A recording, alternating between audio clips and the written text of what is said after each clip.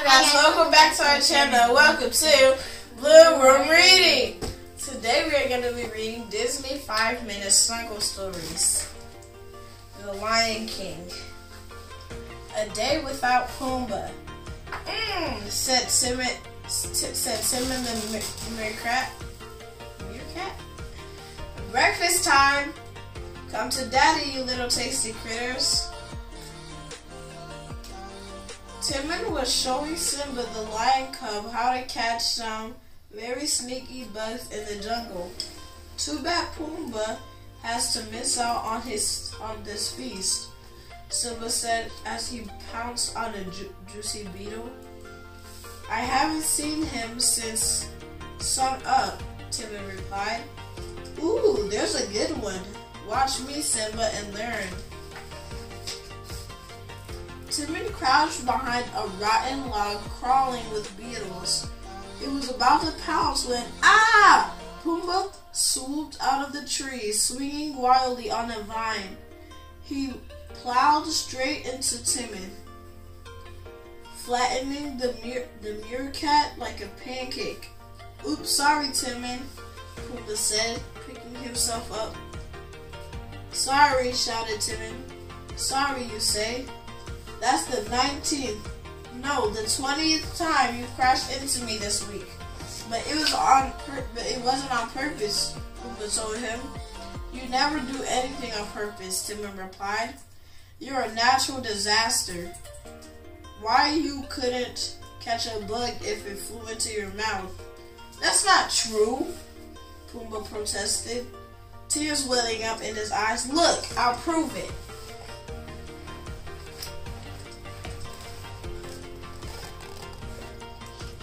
This is him crashing into him and him getting ready to cry.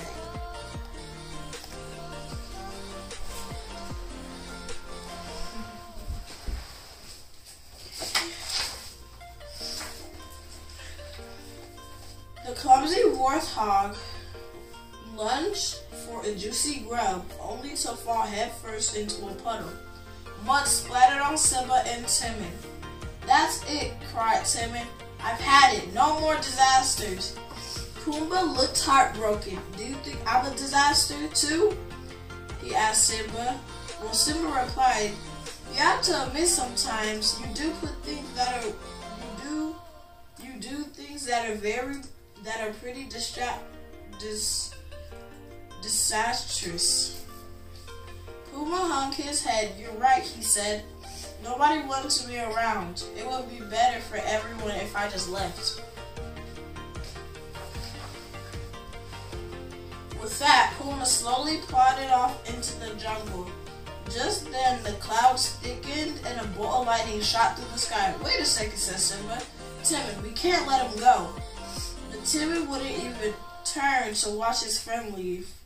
Mistaken, Timon said. Trust me, Simba. He'll be back by lunchtime. But as rain began to pour down, Simba wasn't so sure. The storm came and went, and then so did lunchtime, but still no Pumbaa. Simba began to worry. Simba looked off into the direction Pumbaa had gone. We shouldn't have been so hard on him, the lion cub said. I wonder if he's okay. He's fine, snapped Timon, who was still sore from getting squashed that morning. Besides, he's the one who walked out our son, remember? Poof, gone. History as far as I'm concerned. Pumbaa, who's that? Never heard of him, Simba sighed. Oh, stop moping, Timon continued, and think about it. We can do anything we want now without worrying about getting knocked down, covered with mud, or run over. Let's enjoy it. As Timon marched off, Simba followed him behind.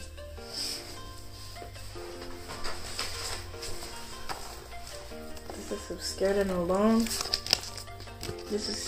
I'm looking for him.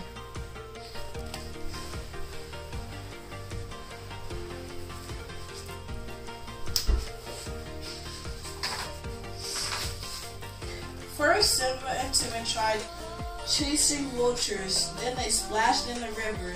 They even tried playing a game of tag among the vines.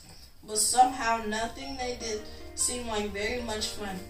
Something or someone was always missing. So, what do you want to do now? Timon asked Simba. I don't know, Simba replied Simba. What do you want to do? I asked you first, said Timon. The sun began to tip and dip below the horizon. Timon sighed. He was bored, and he admitted to himself it was also possible that he missed Pumbaa just a little.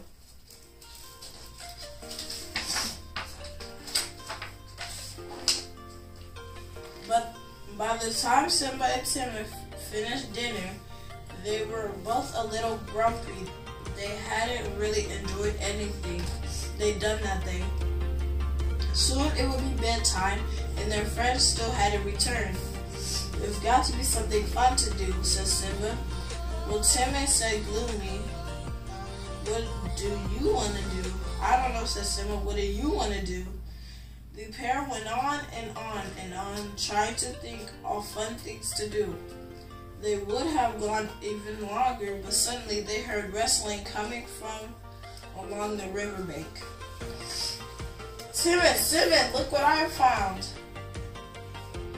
Wham! Pumbaa tumbled out of the jungle, knocking into Timon and Simba. Pumbaa had brought bugs for his friends. I'm back, Pumbaa said with a groan. So we see, Timon mumbled from beneath the warthog. Embarrassed, Pumbaa stood up and faced his friends. I came back to show you all the bugs I found, he said. But now, look what I've done. I'm the worst friend ever. Now wait 1 minute, cried Timon. That's just not true. You're a wonderful friend, and we missed you, said Simba. We even missed your disasters. Pumbaa stopped and turned toward his friends hopefully. It appears, Timon said with a smile, that we've grown accustomed to being stepped on, bruised, and squashed. Today was no fun without you, Simba exclaimed.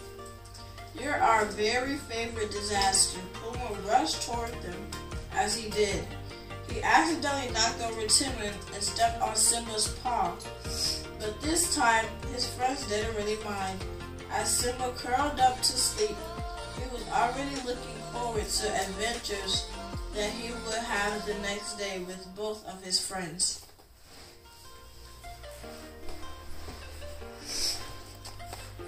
This is all of them laying down.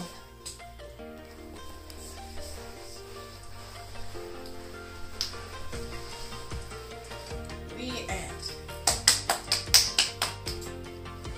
Thanks you guys for watching. Please like and subscribe. Bye. Bye.